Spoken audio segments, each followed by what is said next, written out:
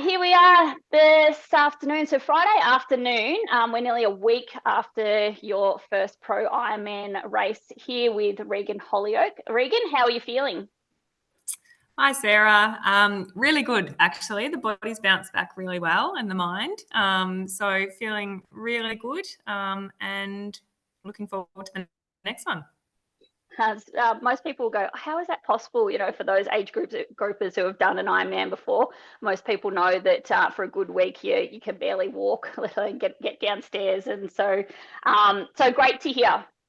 But first, like, what a performance. Awesome. So last Saturday, Ironman New Zealand, your first full Ironman distance race. And has the performance sunk in on how well you actually went?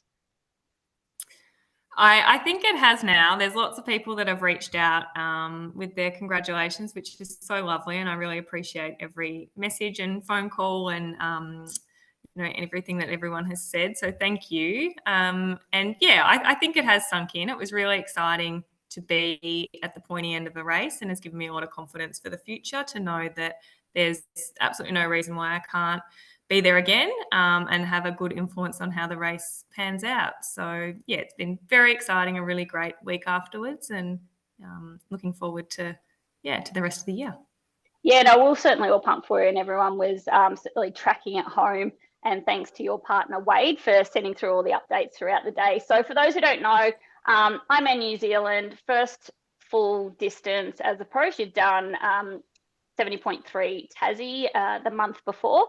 Sub 9 hours, so swim 55, 53, second out of the water, bike on a hilly course, so completely different to your course in Busselton that you did as your last Ironman as an age grouper. A 4:52 bike, and then just smashing that off with a 3:05 marathon. So a week on, you said you're feeling okay. How has this week looked for you so far? So the recovery and then what you've actually done this week to help recover from that.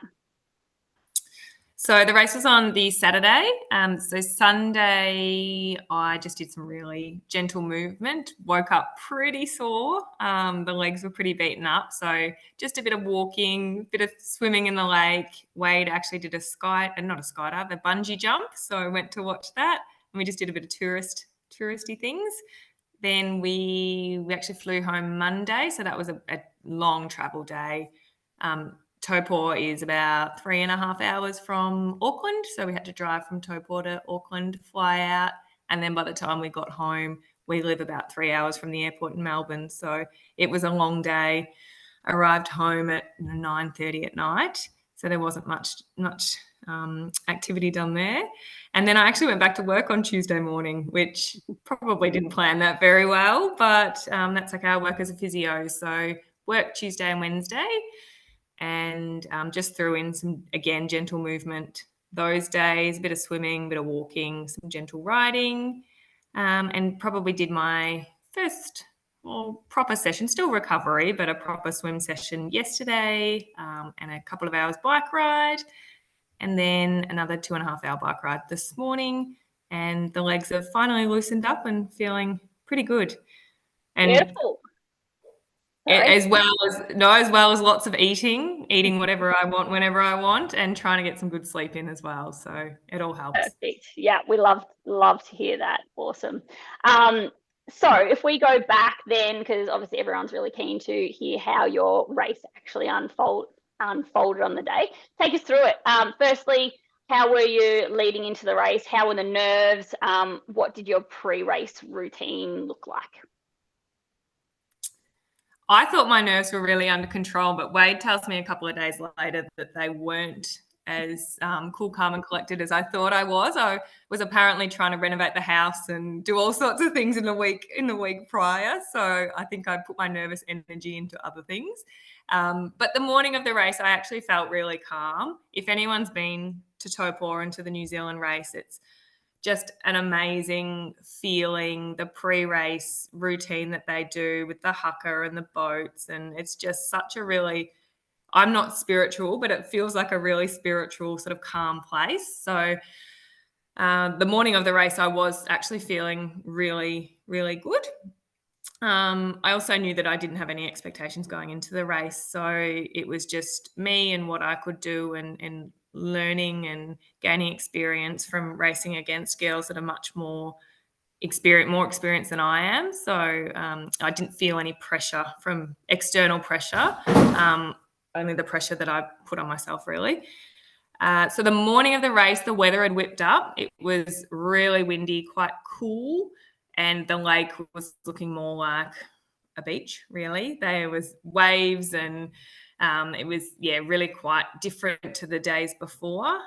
Lake Taupo is traditionally like glass, apparently, but it was nothing like that. So it was very wavy, very windy, cloudy, looked to be a little bit of rain on the horizon. So will we go through sort of the swim, bike, and then run?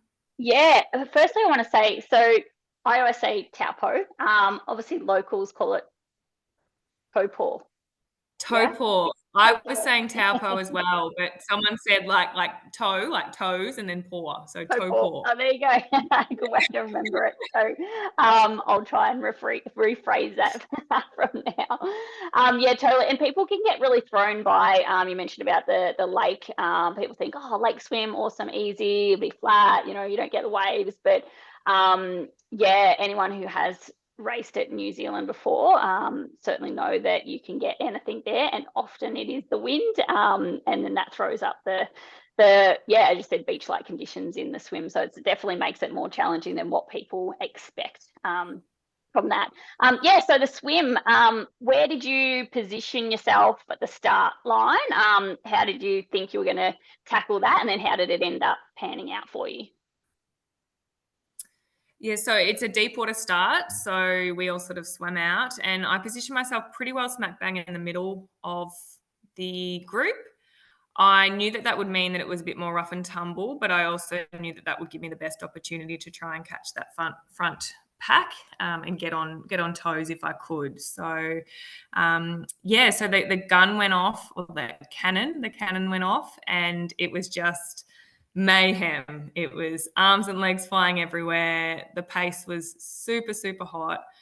I think everyone was blowing a gasket, but I knew from my previous race experience in Tassie that the pace would settle down. It was just that first sort of 500-600 meters where things go a bit wild, where everyone tries to find their spot.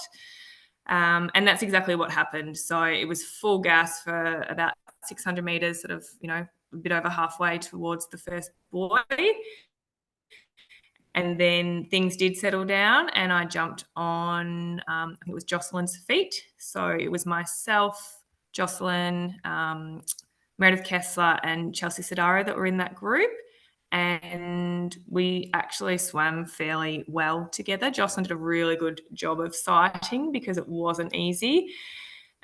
We went through the first buoy and then the second buoy, and I actually found myself in the lead. So I took us down sort of halfway through that long straight. And if people don't know the New Zealand course, it's basically a big box. So you go out probably about 900 meters, and then you go down the length of the beach for probably 2 kilometers, and then 900 meters back. Does that make sense? I think so. Yeah, something along those. So it's a fairly, if conditions are right, it's a really easy course to sight. But because the waves had whipped up so much, it was really, really challenging to see the buoys and really challenging to hold the line. So that was, made it a lot more difficult than it needed to be, or than it normally would be if the lake was nice and calm. So we worked fairly well together as that group. I actually got seasick halfway around, which is a new experience for me. So I was sort of, vomiting, breathing, and then vomiting in the water. So sorry to the girls around me who took that in, because that wasn't very pleasant. But again, obviously that's a really awful thing to go through, but I just tried to stay calm and just focus on staying on those feet and keeping my position where I was sort of second in that group. And so you mentioned staying on the feet. So for you, does that mean physically swimming on the feet, or are you on the side on the hip? Where do you find for you the best position to sit when you are drafting in the swim? I think you get maximal draft if you are on the hip, but that can sort of impact the swimmer in front a little bit as well. And I was sort of reasonably working hard, but reasonably comfortable on the toes. So I thought that was probably better for me and for the swimmer in front, just to not impact her flow as well, because she was doing, a lot of the hard work. Yeah. Yeah, so I think if you're really struggling to hold toes, and particularly if you're a couple down the line, if the pace it takes off at the front, you get that sort of rubber band effect, and you can get dropped off. But I was quite comfortable that I'd be able to sort of hold on to any surges that happened on the feet without, interrupting everyone else's swim, because it's sort of I feel it's in everyone's best interest if we're not wasting energy sort of fighting against each other, and we're able to get ourselves in a nice position where people are sort of comfortable. Yeah, that's my thoughts anyway. Yeah, totally makes sense. Because as you said, you're when you can draft and swim and run, you're obviously the only points you can. If you can work together, if you are a little group, work together, you're all going to be better off, unless you're the person there that's trying to drop someone and drop them off your feet. But if not, if you're working really well together, then everyone benefits there. That's right. And I think we're all really conscious there was some heavy bike power sort of in that second pack coming through. So the more time that we could get on those girls, the better. Also, having Chelsea on the back of the pack wasn't ideal, but she's really hard to shake, and she'll stick onto anything. So, I think given the conditions and given the circumstances, the swim sort of went as well as could possibly be, with the exception of getting a bit sick due to the waves. But otherwise, it was sort of a slower swim than other years, but that's just purely because the conditions were really, really rough, and it was pretty challenging. So and everyone was saying that was a good few minutes down on previous years from pro time. So that makes sense. So you then coming towards the end of your swim, you're still a nice little group happening there. How did that then head into transition? So there's a bit of a run up the beach, and then a really steep like a boat ramp that we have to run up, and it's quite away from transition. So out of the water, you're up this boat ramp at flat chat. Heart rate goes through the roof, and then we're over a walkway that goes over the road. So another up, another down, and then a fair run into transition. So that went really smoothly until whipped my wetsuit off really quickly and was running out of the tent and got sort of halfway to my bike. And one of the volunteers was yelling at me to come back because my tracker, my bracelet, my anklet tracker had fallen off. So I had to hot foot it, run back into the tent, put that on, and then go back to the bike. So by the time I got back to the bike, I was in 5th position. The 2 front girls had sort of taken off a little bit, and then there was myself, Meredith Kessler, and Barbara, I think, that took off fairly closely together. And to get out of town in New Zealand, there's like a slight sort of gradual uphill for the first sort of 5 or 6 Ks, I'd say, till you get out of town. So we took off on the bike, and Meredith was just in front of me. So we worked together for probably the first 20 Ks, I would say. Legally, we worked together.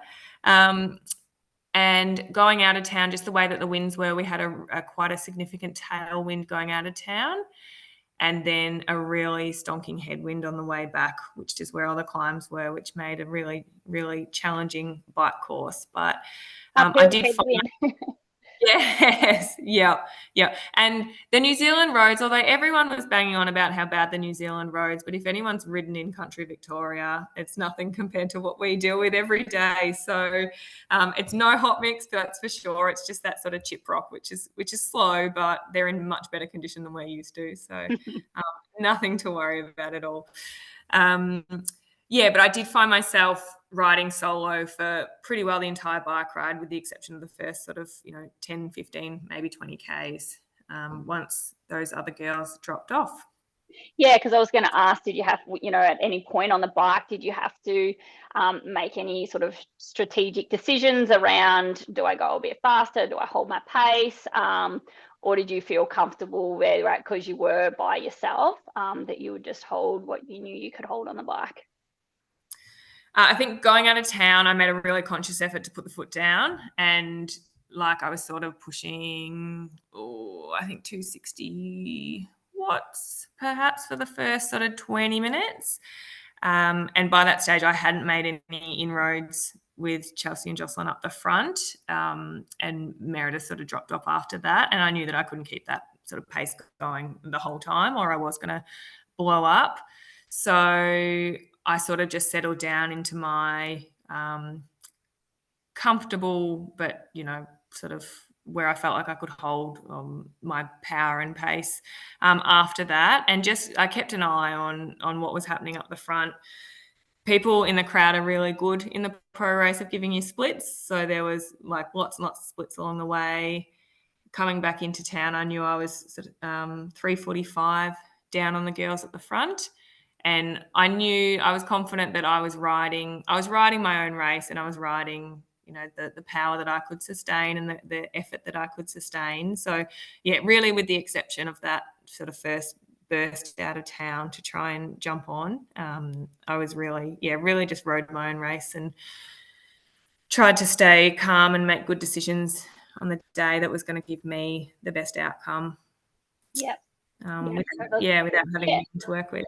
Yeah, because I was going to ask, we see some races that you got motorbikes out there holding up split numbers. I assume we weren't getting that in New Zealand, but it sounds like you were able to get that from the side of the road at points through the course, which is handy. And obviously turnaround points, you do sort of your own little look at your clock and your numbers and try and count how far behind you are, or how far someone's behind you as well.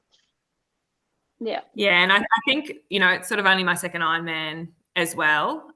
So I'm still learning about what I can do, within just the context of myself, let alone the context of a pro race. So, yeah, I just wanted to make sure that I was smart, took some risks where I thought that they were calculated risks. But I think with each race, I'll grow in that confidence to be able to push a bit more and potentially take more risks and hopefully get some more rewards. Yeah, totally. And I will hop on that. So Regan mentions her second Ironman. So we did Ironman Port Macquarie. Was it last year or the year before? It may have even been. But Regan was, it was a couple of years ago, wasn't it?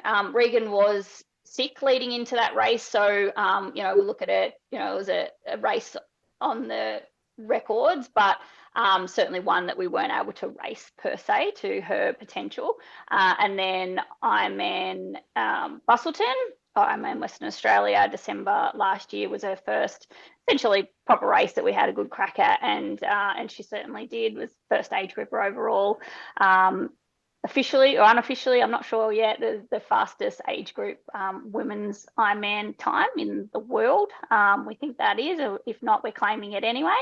And then that's what set it in motion to have that confidence to apply for pro license. So yeah, technically, not many Ironman races under the belt, which is amazing, just to see the result that you were able to pull out and have that confidence within your ability. So bike, you come off the bike in fourth, was it? Fourth or fifth? Yeah, so Alice came off in third. She was only about 30 seconds up the road. She passed me just coming down the hill into town on the second lap. So I knew that she was very close she rode really, really well because she came out of the swim about 7 minutes down, I think. So she, rode fantastically. So I saw her in the transition tent. She shot out and I shot out pretty much on her toes. And sort of onto the run, she was just right there in front of me within, 100 meters, and then maybe 200 meters, then 50 meters. And so we went through the first lap just at exactly the same pace. I could still see her there, and I was just running again, sort of, a pace that I felt was comfortable, but I wasn't looking at a watch or like splits or heart rate or anything. I just tried to really go for feel and, run a pace that I thought that was sustainable. So we went through the 20Ks and nothing, she hadn't gained, I hadn't lost. We were slowly gaining on second. She was running a fair bit slower than we were. And onto the third lap, someone in the crowd actually just screamed at me and said, get on her shoulder. So I did a bit of a burst and ran on her shoulder. And we did that for sort of 5 or 6 Ks, I think, just very, very closely. And then on the last lap, Else just dropped the hammer and actually ran her fastest lap of the day, which is amazing. It was amazing to see. She's so gritty, as, everyone is. But yeah, so she dropped the hammer and ran off, and I could then see Jocelyn, who was in third place, like literally up the road 50 meters. I could nearly touch her. So I just bit down and just tried to run as quick as I can. I did a couple of spurts up the hills on that last lap, but that was sort of the end of me, really. Yeah, we certainly, like you had us, those at us at home who were tracking on the trackers, like on the edge of our seats, like we could tell that it was close, and and Wade giving updates and knowing that it's close, and I'm sure you're both literally on the edge of your limit. So it would have been pretty awesome trying to do that. And she's, essentially Jocelyn's running scared, and you're running trying to chase it. So yeah. Yeah, it was actually a really exciting race, and really fun to be a part of an exciting race. Sometimes, if there's 5 minutes between the girls, it's sort of, the race is done by 20Ks into the marathon. But it was really fun, and I could see the crowd, like the energy of the crowd was building. And one of the Ironman employees, I think it was Bevan, was just screaming at me, but he got my name wrong. He was calling me Rachel and then Rebecca, and he's just saying, go, go, go. And Wade was screaming at me, and it was just so fun, and just, really, really hard, but it was just a really fun experience that, it was great to be a part of such a thrilling race. And it obviously it didn't, I ended up coming fourth, which is probably, the worst case scenario out of that, but it was a really great experience, and a really fun thing to be a part of. Yeah, awesome. Yeah, so Regan mentioned fourth overall. We had Chelsea, Els, Jocelyn, and then literally like only, was it 30 seconds or less than a minute anyway, behind Jocelyn for fourth place. So what an effort, like just absolutely amazing. And you mentioned at the start, you've probably already felt it yourself. Lots of people, lots of chatter already in the triathlon world about, oh, who is Regan? Who's this girl? Is just stepped in and stepped up straight away. And so, because it certainly doesn't happen for everybody. So a great start to your pro career. I'm sure everyone looks forward to following you as you go and progress through. Anything else to add in regards to the race itself? Because then we've got some questions from our athletes who would love to ask some questions of you as well. I think, well, if anyone ever gets a chance to go to New Zealand and do Ironman New Zealand, I'd absolutely recommend it. I think it was the best race that I've ever been a part of, not just because of the outcome, but just the whole build up. The whole town gets around it. Everyone's happy that you're there.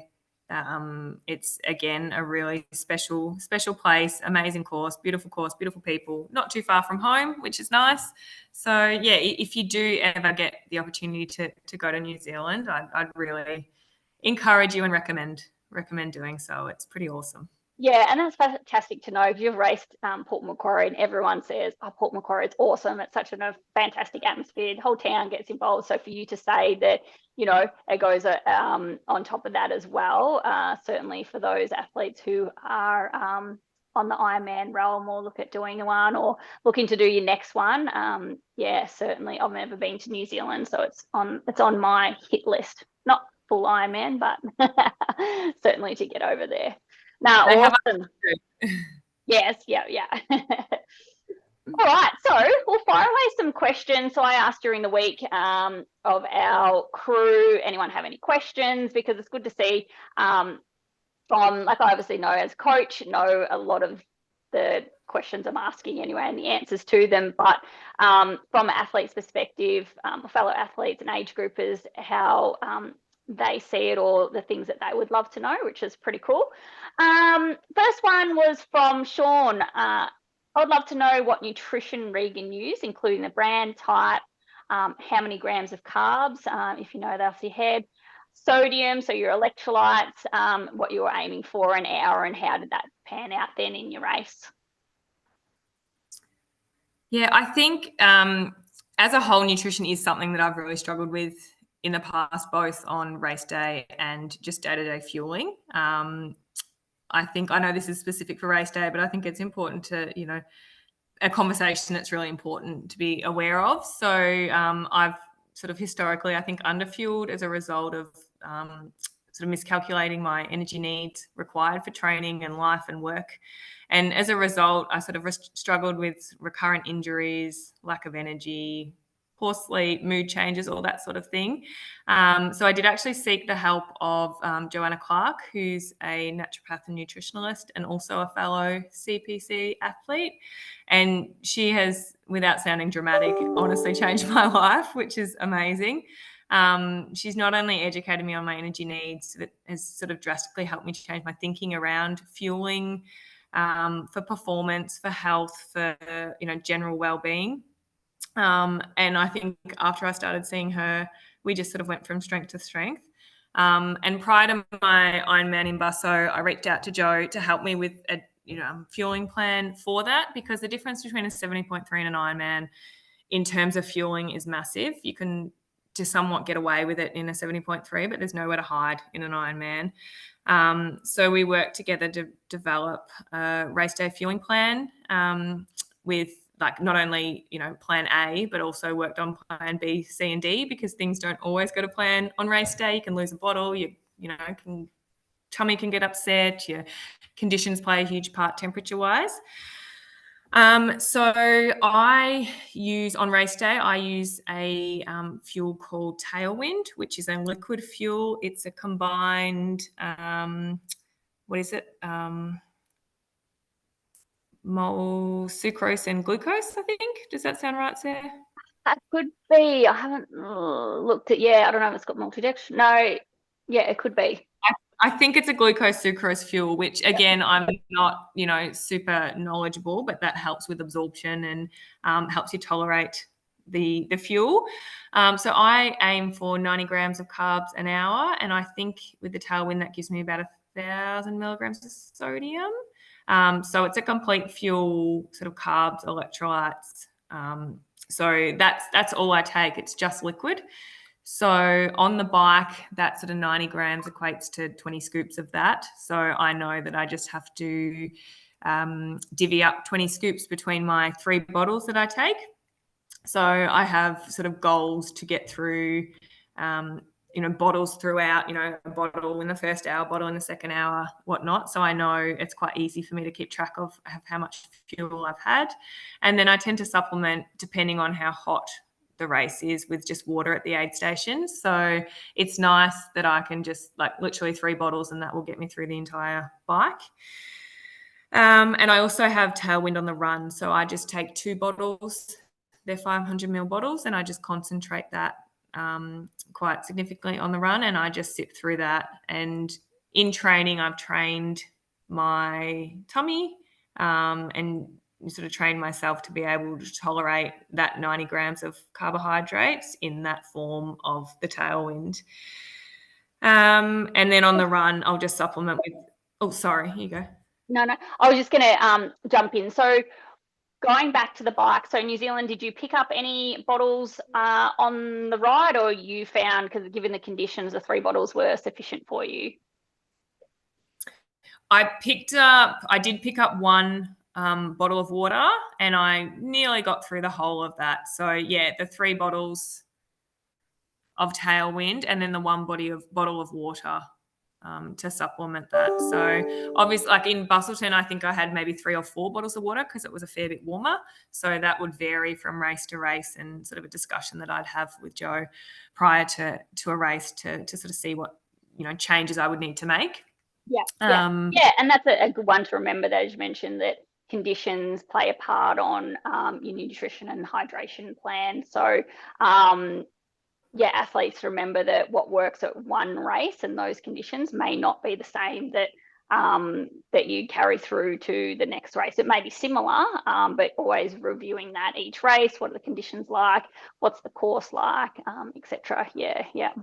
And certainly knowing where the aid stations are. Have some people fear, they're like, oh, I don't want us to have to stop for, you know, the aid station or special needs or whatever. But if you think in the context of the race, slowing down that little bit to pick up a bottle, or stopping for, you know, 1 minute for age groupers who are out there for 10, 12, 14 hours, you know, a minute here or there is certainly nothing in the context of your whole race. So, yeah. And so in regards to your 90 grams an hour, is that something you and Joe worked on over time? Did you start lower and build up and found that was your threshold, or did you go straight there and you found it works? Yeah, how did you come up with that number? It's something that we built up over training. So I think there's a big thing now that we probably all see in social media, you know, the more carbs, the better. But I think if you haven't trained your gut, you can overcook it. And you can only absorb so many carbs an hour anyway, when you're exercising at a certain intensity. So that was something that was a goal. So we sort of looked at 90 grams of carbs, and then we worked up that tolerance in training.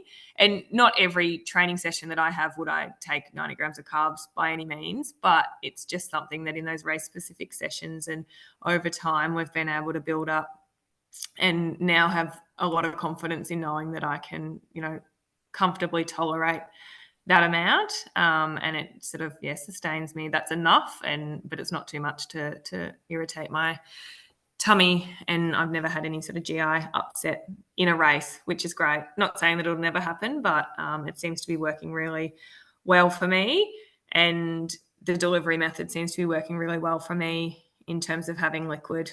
I do always take some emergency gels just in case I do lose a bottle or something happens. But to this date, I haven't needed them. They just go back in the I was going to ask you that as well, your backup plan. Yeah, awesome. And I do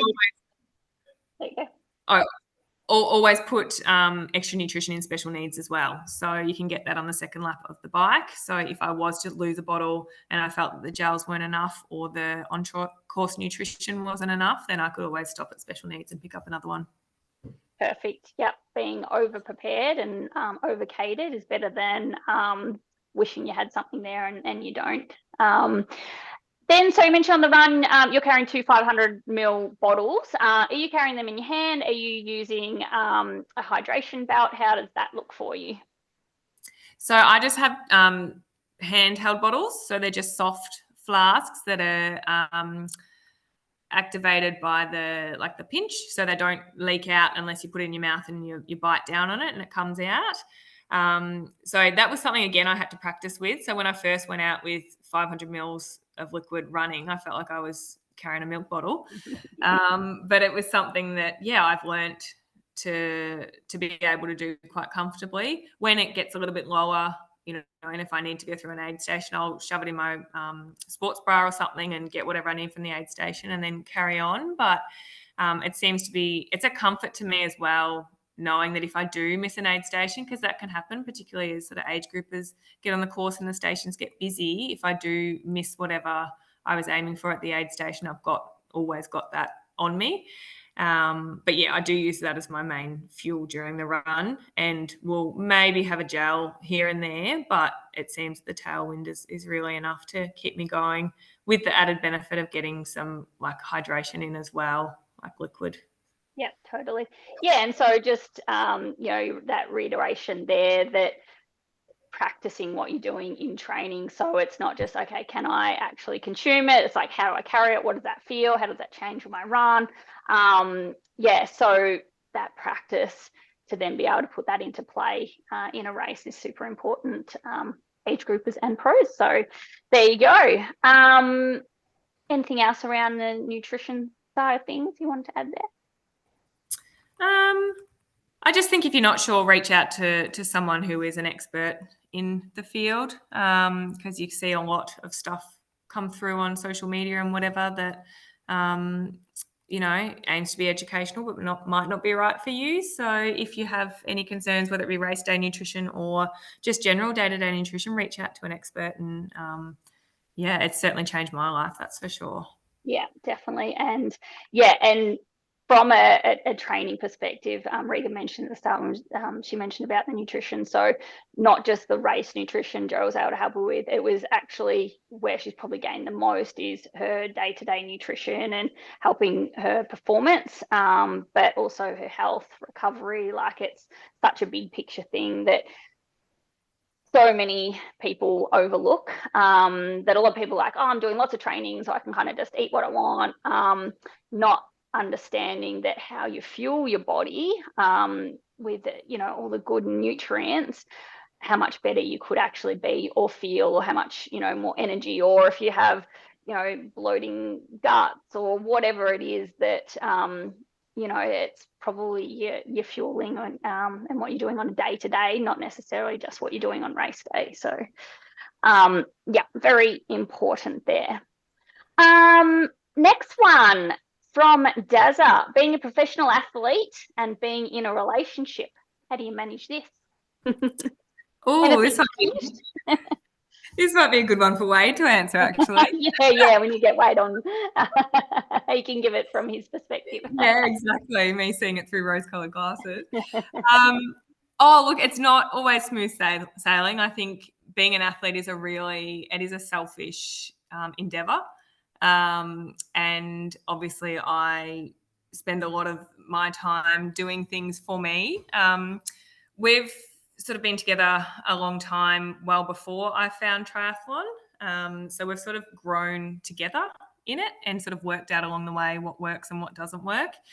I think Wade and I have always been really good at giving each other the space to do the things that sort of make us happy and, pursue our hobbies and pursue our dreams. So I think that we're really fortunate to be independent in that way, that we allow each other the opportunity to do the things that fill our cup. It also helps that Wade loves the sport as well. He's actually the one that got me into it. So I saw him do a triathlon and that sort of made me interested in it. So I think he really thrives as well on, race day and that energy, and he's such a good support to me, during that time. So that certainly helps. But I think it's not always easy. I have to be really conscious of, moods and whoops, sorry, my cat's coming into the screen. Go away. Really conscious of, my moods and how that affects him, because obviously there's a high level of fatigue and some sort of pressure and whatnot. So look, it's not always easy, it's not always perfect, but we do a pretty good job of communicating, when things aren't working. I think the biggest blessing that we've had is that he gives me the space to do what I love, and that how allows that to fit into our life, and vice versa when he's doing the things that are important to him. So I think it also different times of year. So obviously, during off season, there might be a little bit more space for other things in our life that it's really important to nurture during that time. So yeah, I think it's just keeping perspective and being aware of the energy that I do take, not only from myself but from those around me. Yeah, so it's an ongoing thing that we're still working on, I think. Yeah, totally. And as I said, because you're, I guess, and we'll come to a question about, what your training now looks like, and how that has shifted. And but a couple of things that I just took away from there is that communication. So it doesn't matter what level you're training at. Like if you are an age grouper and you're training for Ironman, that's a big commitment. Some people are training 10, 11, 15 hours, some age groupers more, for an Ironman, and that's 15 hours that you would have normally had at home, or and it's not just those hours itself, as you mentioned, it's how you then feel outside of those hours. It's like, okay, I really want a Saturday afternoon sleep, but your partner wants to go and do this, or your kids want to go and do whatever. So yeah, those open lines of communication, super important, and having that flexibility, but having a supportive partner certainly makes that easier process for sure.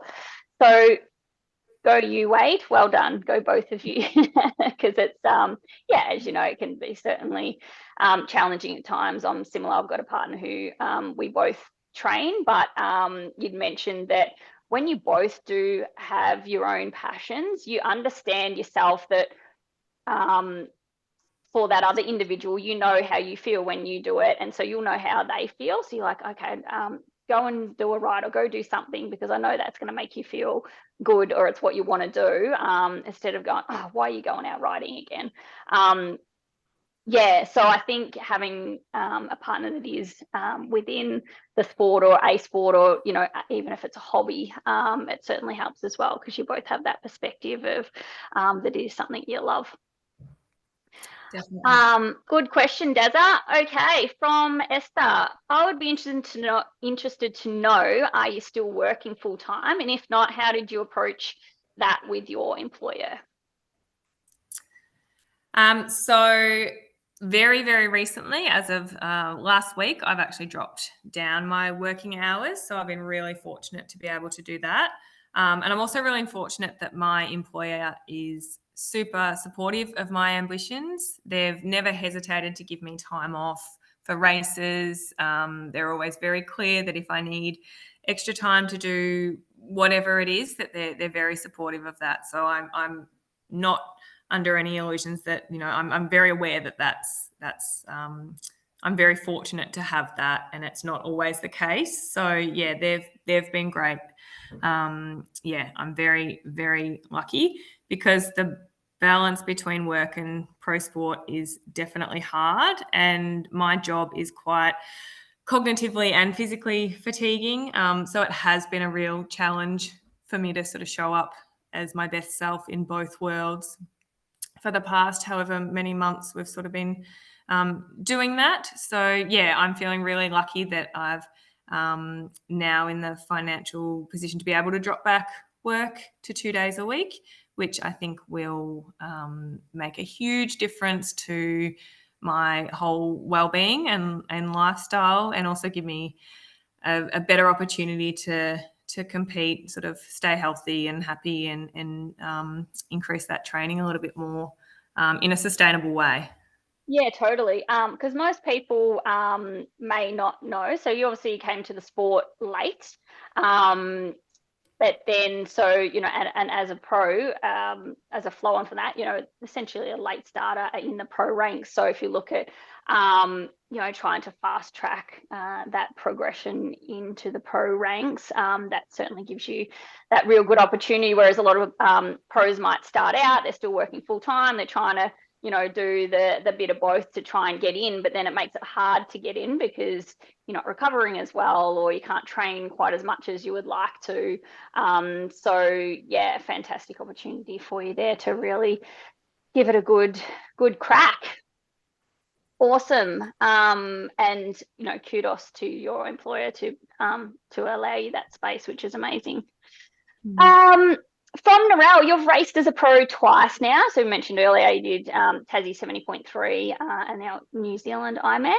Have you approached your race morning differently from when you raced as an age grouper? and have pre-race nerves felt different?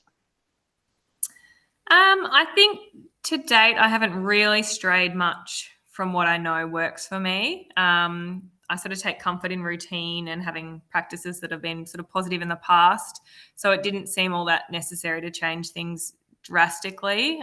We know what sort of taper works for me. I know what pre-race nutrition and, breakfast works for me, and, even from arrival times to races and those sorts of things. So it hasn't really changed all that much, I wouldn't have thought. Definitely the first pro race, my nerves were a little bit more than what I would get as an age group race, but that's to be expected, a brand new experience and very unknown. So sort of probably the only real difference is that pre both races, I sort of did a bit of research into the start list prior to the race.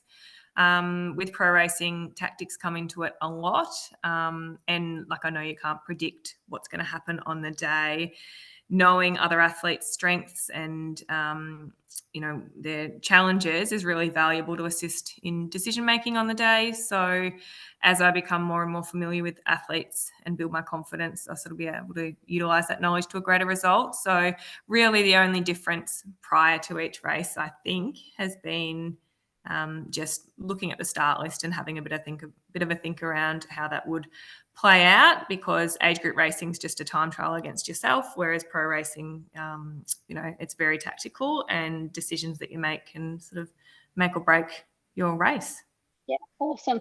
Go through quickly then. So for you, or let's use New Zealand's example, what did your race morning look like? So getting up, what are you having for brekkie, to then getting down to your race?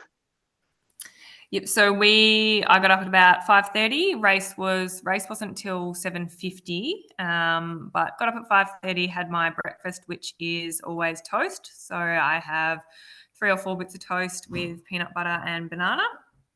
And then I make myself a drink of Tailwind, just a low concentrate drink of Tailwind that I sip from then until race start.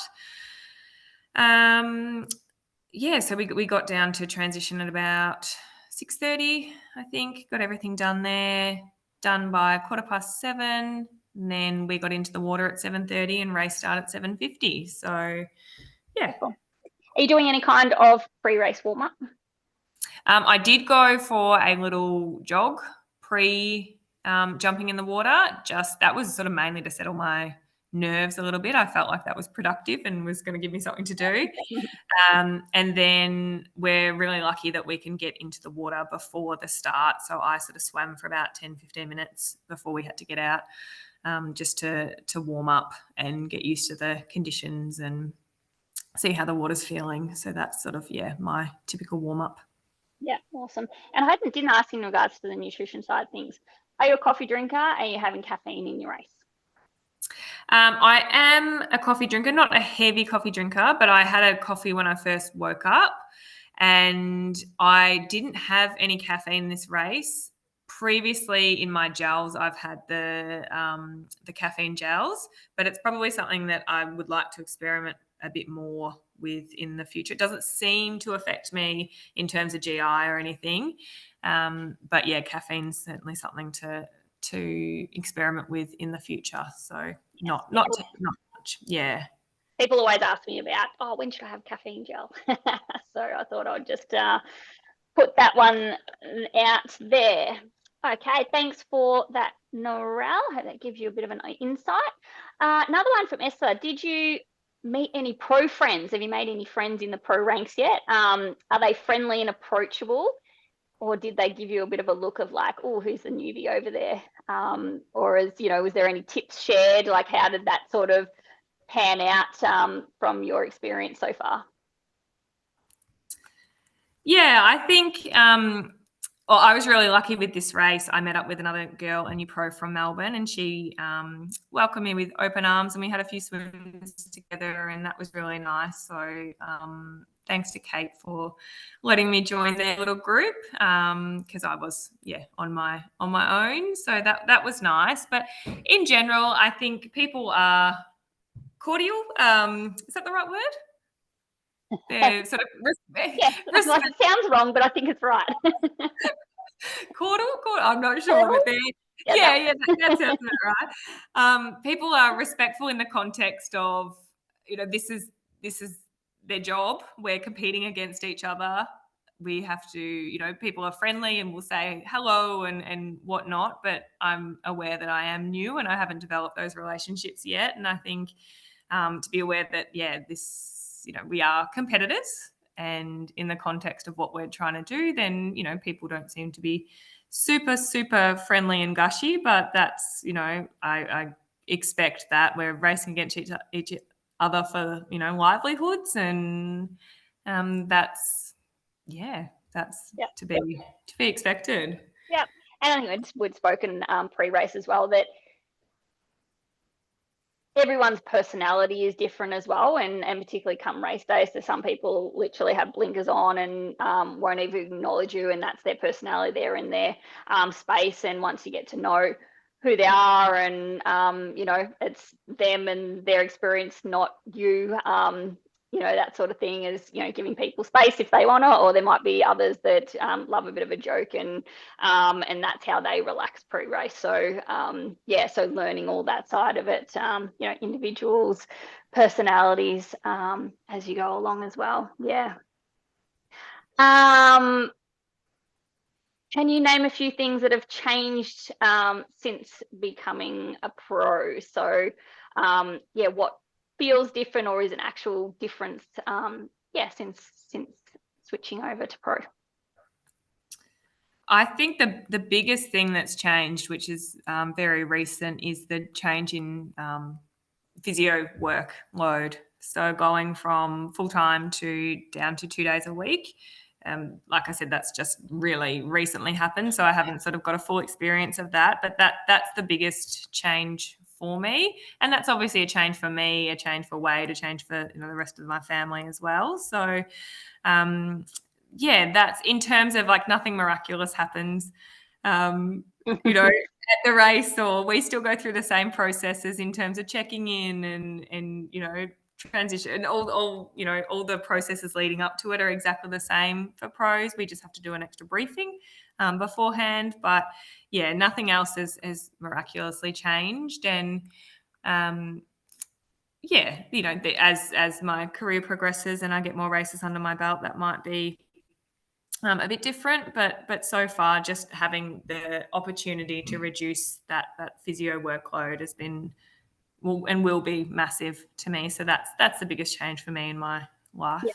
Yeah, totally. And these next few questions are all from Andy. This should be a given, but he's asked, are you training more now since turning pro? So and maybe give us a bit of a rundown of, say, 2 or 3 or 4 weeks out from an Ironman, or just a general kind of week, what that sort of looks like for you. Yeah, so definitely we'll be training more now, particularly with that reduced workload. So that's really exciting. I love training, and I'm super stoked that I can do more of it. So that's really exciting. So a typical training week, it varies a little bit, but to date, and look, again, it might change because I've got more time now, but typically I sort of try and do about 3 to 4 of each discipline sessions every week, I think. So Monday is generally swim and gym, so that's a work day for me. So I'll swim in the morning and then gym at night, and maybe get in an open water swim as well after work, depending on time of the year. Tuesday, I do our live session, our CPC live session, which is awesome. I'd encourage everyone to come along to that. They're great sessions to be a part of. So I'll do that in the morning, and then normally a bit of a run off, and then another swim in the afternoon. Wednesday tends to be a longer bike ride, so it might be sort of 2 to 3 hours with a run off and then another swim.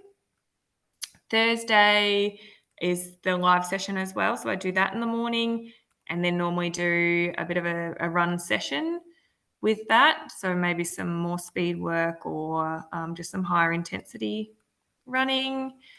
Friday is another swim, and gym or Pilates or some sort of strength work, which I fluctuate in and out of, but that's a goal of mine in the next sort of 12 months to get that stabilized in my routine because it's very important for me.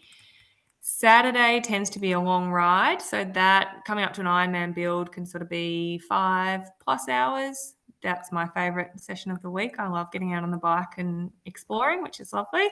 And then I tend to do a run-off, which can be anywhere from 30 minutes to 70 minutes approximately, maybe with some efforts, some race-specific efforts. Sunday is long run day.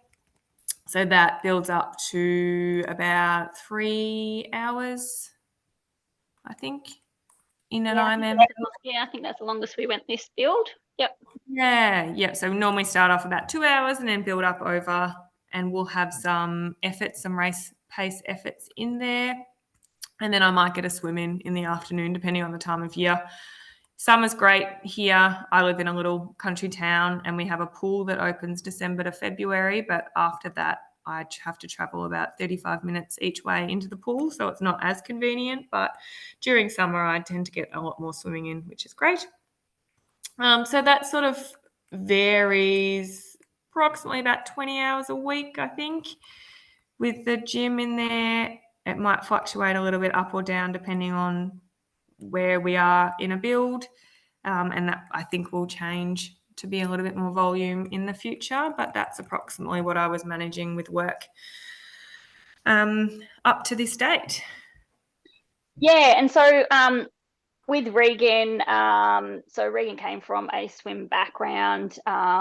We haven't necessarily had to do a lot of work to get her swim up, but maximizing that there as a strength because as we've seen, particularly this race, coming out in that front pack, being around those who you know you're going to race against, and even though in a race you're not drafting, you do get that benefit of pacing and working with others. And so if you're off the back of that, it just makes it that little bit harder for racing. So yeah, Regan's got a weapon there that we can certainly maximize. And the great thing with swimming is endurance, like you get lots of physical benefit from the aerobic endurance from it, and you don't get the impact of the hard effort like if we did lots more running. So you can generally put a lot of swimming in. Obviously, for people who have time, most age groupers who are time constrained, drop the first thing they do, unless you're a swimmer, is drop that down. Whereas if you could actually try and hold that in as much as possible, you're going to get benefits not just from the swim, but from your overall fitness. Yeah, awesome. And yes, that volume will increase as we go through. Awesome. Getting towards the end now. What's your go-to food once you cross the finish line? Ooh, often I can't eat. Yeah, when you're ready. Because I've just filled myself with all sorts of things. But I try and get a smoothie in straight away, which is a bit boring, I know, but just purely for nutrition, get some protein and get just something in. And then normally a couple of hours after, I go for a burger or something like that. Nothing sweet, something savory, and then sort of tend to eat pretty consistently for the next 2 to 3 days. So whatever I feel like, the body sort of lets me know what it craves. So just making sure we're getting that nutrition in afterwards, but probably a burger, I'd say. Yeah, burgers are always a good one. Andy also wants to know, will you remember all of us when you become even more famous? Of course. No, this is I'm so thankful for everyone from CPC. It's such a wonderful community. We're so lucky, and I always feel the love out there. So of course, I'm not going anywhere. Stuck with me. I had a chuckle when I saw that one. Last couple, Caroline, good question. She said, what's your overall plan? Like 70.3s, Ironman, what are you sort of targeting? What are you looking at for the rest of the season? From a racing perspective. I think my passion is definitely for the full distance. I love the training of an Ironman build. I love going long, and I love on race day that I think 70.3s can somewhat be predictable, whereas with an Ironman, there's nowhere to hide. you never know what's going to happen throughout the duration of a race. So I really enjoy the process of an Ironman, and I also enjoy the actual race experience. And I think it sort of favours my strengths as well. So we tend to like what we're better at. So I think Ironman at this stage will be my focus, and a bit of a loose race calendar for the rest of the year. We're looking at Ironman Port Macquarie, which I think a few of the crew are going up to, which will be fabulous. And then maybe a race in Asia. And then I actually qualified for Nice World Champs at Ironman New Zealand. So that's a really exciting prospect to jump in the pro field at a World Championships, and particularly at Nice on a new course that looks pretty gnarly, pretty challenging. So that's a bit exciting. Yeah. Yeah, we forgot to mention that from the get-go, not only coming fourth, but then qualifying and getting a spot for the World Champs. Awesome. Yeah, we're looking forward to what the rest of the season looks like for you. And there will be a few of us, and hopefully I'm going to be in Port Mac as well. What about things like sponsorship, social media? How are you approaching any of that side of things, which, as we know, or some people may not know, maybe you can, better in your words, is what does it actually mean to be a pro? Like, so from, I guess, the background side of things, and then, how do pros make their money? Like, you don't have to give numbers and things, and then how the sponsorship and social media then comes into play with that. Yeah, I think it's a lot of people don't realise that in long distance triathlon we don't get any federation assistance, so it's all privately sourced sponsorship, which is for me, I find a really challenging part of professional sport. It's a very competitive market, and companies certainly aren't going to invest if they don't feel like there's going to be some sort of return on you.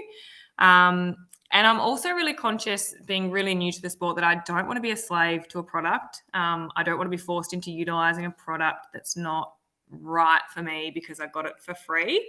I want to be really conscious with the brands that I align myself with, to make sure that it's like a reciprocal relationship that we can both benefit from, and it's going to be productive for both sort of parties going forward.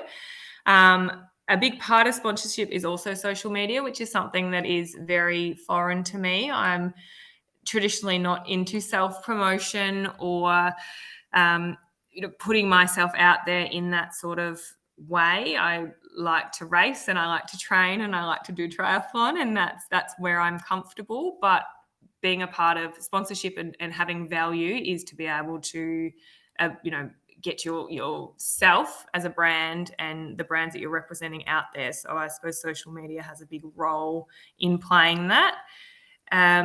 So it's certainly something that is a challenge to me.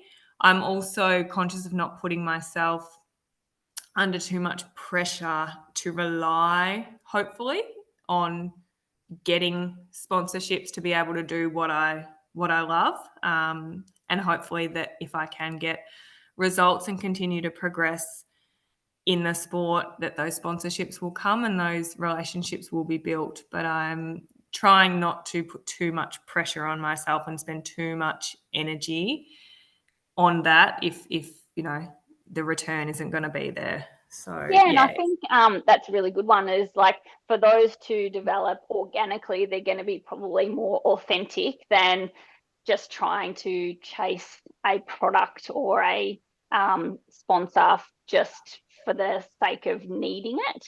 So I think it's a really good way to go about it, and to be in a position to be able to do that will certainly benefit you and those sponsors that do come on board in a long run, because it will be an authentic relationship, which people do see that, I think, rather than just putting up a post just because you have to do a post once a month for them type thing. So awesome.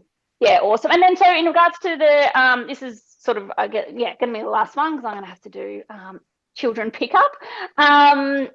The process of turning pro, what did that look like?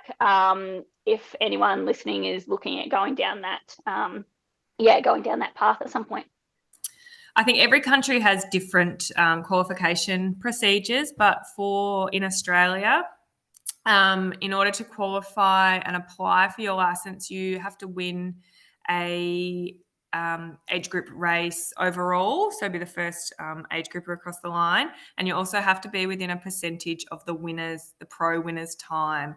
I'm not 100% sure off the top of my head what that is, but for me, I qualified in Tasmania 70.3 last year, but didn't take up my pro license until after Busselton Ironman this year. So there's that's for non-drafting long distance. So it's an overall age group win, and at an Ironman branded event, I believe.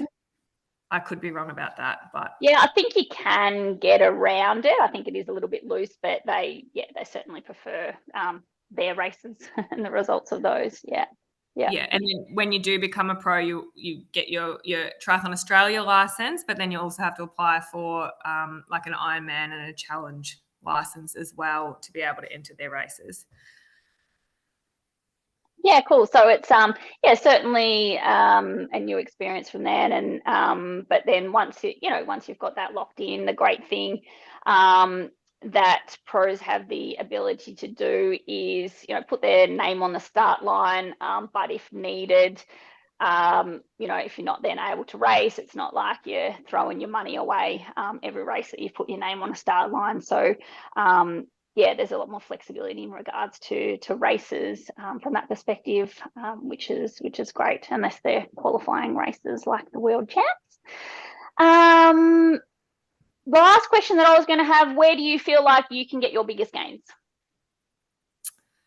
Or gains? It may not be as big now. Like certainly when people start, you get big gains, but once you're already at the pointy end, it's like, okay, how can we then get those next gains? Like one of the things we spoke about after Tassie 70.3 was we found you're climbing really well on the hills, but then on the downhills, the other girls were kind of getting away. So we then spent the next few weeks in between, because we knew obviously New Zealand, a hilly race as well, is practicing on putting that pressure up the hill, but then keeping that pressure on the downhill. So little things like that obviously we'll learn each race. But is there anything you feel like that you can potentially make inroads?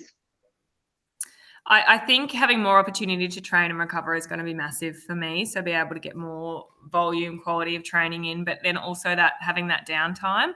My lifestyle previously has been go, go, go. So it's train, it's work, it's whatever else you have to do in life. So I've never had the opportunity to be able to actually train, recover, focus more on just developing as an athlete. So I think now I'll have much more of an opportunity to invest that time in myself, which is I think going to be a game changer.